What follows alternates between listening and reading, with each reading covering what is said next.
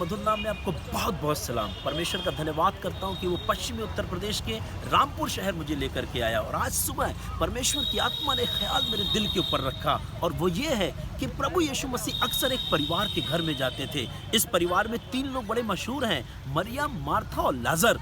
जब भी उनका जाना इस घर में होता था, वचन बताता है कि जब पहुंच जाते थे उस घर में, उस समय मरियम आकर के उनके चरणों में बैठकर प्रभु का वचन सुनती थी और मार्था जो उसकी बहन थी वो कामों में लग जाती थी, तैयारी करती थी। वचन ये भी बताता है कि वो उत्तम भाग जो मरियम ने चुन लिया है उससे कभी छीना ना जाएगा। मैं सोचने लगा आखिर ऐसा क्यों है।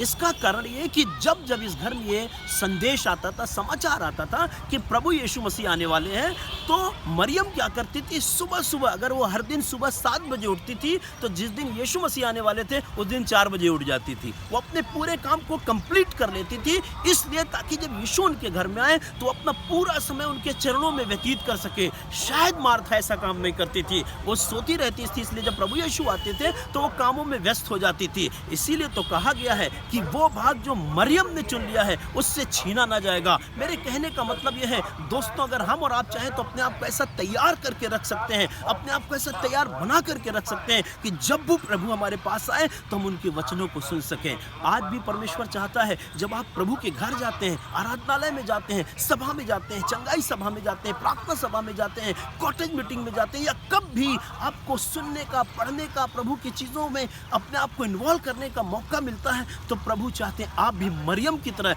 अपना सब काम करके अपने समय को निकाल के रखें ताकि आप प्रभु के वचनों में या प्रभु की बातों में अपना समय खर्च कर सकें। इसीलिए तो कहा गया है उससे वो भाग कभी छीना ना जाएगा। शायद सुलेमान ने भी इस बात को ध्यान में रखा और ध्यान में रखते उसने कहा चींटियां निर्बल जाति तो हैं पर धूप काल में अपना भोजन संचय करती हैं। उनको पता है कि बरसात आने वाली है, शायद वो उस समय कोई काम नहीं कर पाएंगी, इसलिए बरसात से पहले वो अपने आप को तैयार कर लेती हैं। अपने कड़े और अथक परिश्रम के द्वारा उनका भोजन पहले से तैयार रहता है, पहले से जमा कर लेती हैं ताकि जब वो समय आए तो उन्हें मेहनत ना करना पड़े।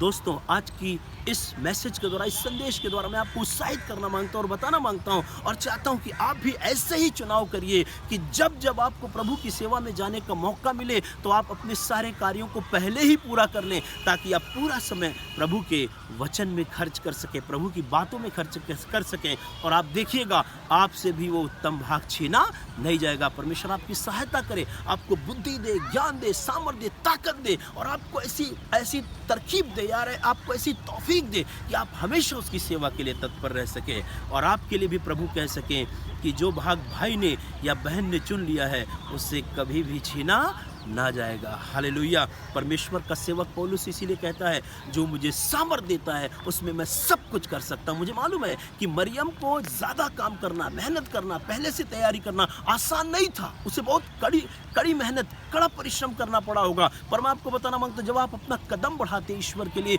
तो अपनी सामर्थ्य से आपको परिपूर्ण करता है और जब आप उसकी सामर्थ्य प्राप्त करते हैं तो हर एक असंभव चीज़ें जो आपसे नहीं हो सकता वो संभव हो जाती है। इसलिए मैं आपको उत्साहित करना मांगता हूँ, इनकरेज करना मांगता हूँ और आपको बताना मांगता हूँ आप भी मरियम की तरह बन जाइए ताकि प्रभु आपके लिए कहे कि ये भाग इससे कभी भी छीना नहीं जाएगा। God bless you. परमेश्वर आपकी सहायता करे और जब कभी आपको कुछ सुनाई दे, जैसे दाऊद को सुनाई दिया, उसने कहा जब लोगों ने मुझसे कहा आओ हम प्रभु के भवन को चले तो मैं आनंदित हुआ। क्यों? क्योंकि वो पहले से तैयार था। He was already prepared for that. पहले से तैयार था कि जब मुझे मौका मिलेगा मैंने अपने सब कामों को पूरा कर लिया है ताकि मैं जाके प्रभु के काम में अपना समय व्यतीत कर सकूं। हालेलुया। प्रभु आपकी बड़ी सहायता करे, बड़ी आशीष दे। और कई बार हमने देखा है कई परिवारों में बड़ा विवाद इसलिए होता है क्योंकि हम अपनी जो जिम्मेदारियां हैं, जो हमें काम दिए गए हैं, जो हमारी रिस्पॉन्सिबिलिटी है, हम उसको एक किनारे रख करके प्रभु के काम में लग जाते हैं। पर प्रभु चाहता है हम अपनी जिम्मेदारियों का भी निर्वाह करें, हम अपनी रिस्पॉन्सिबिलिटीज को भी पूरा करें और प्रभु की सेवा में भी पीछे ना हटें और इस तरीके से संतुलन बना रहेगा और परमेश्वर को महिमा मिलती रहेगी। God bless you. प्रभु आपको आशीष दे।